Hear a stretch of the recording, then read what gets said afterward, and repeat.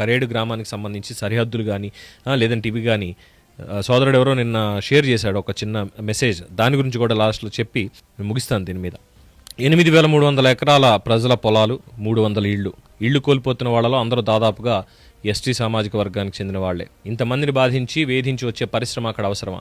ఖరీదైన భూములే కావాలా ఇండోసోల్ వాళ్ళకి? కరేడుకి 30 కిలోమీటర్ల పడమరగా వెళ్తే కావాల్సినంత ప్రభుత్వ భూములు ఉన్నాయి, అక్కడ పెట్టొచ్చుగా మరి పరిశ్రమ అంటున్నారు.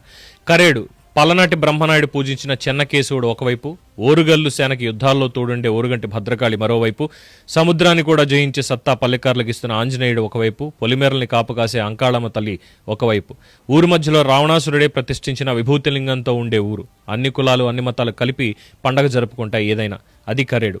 ఇక్కడ కమ్మ కుటుంబం ఒక్కటి కూడా లేకపోయినా తెలుగుదేశం జెండా ఎగురేస్తున్న ఊరు అది. అలాంటి చోట ఇన్నాళ్లు జెండా మోస్తూ ఏనాడు అవతల వాళ్ళ తల వంచిన టీడీపీ వాళ్ళని వాళ్ళ పిల్లల భవిష్యత్తు కోసం వైసీపీ నాయకుల దగ్గరికి వెళ్ళి చేతులు కట్టుకునేలా చేసే ఈ ప్రాజెక్ట్ అవసరమా అని చెప్పి అంటున్నారు.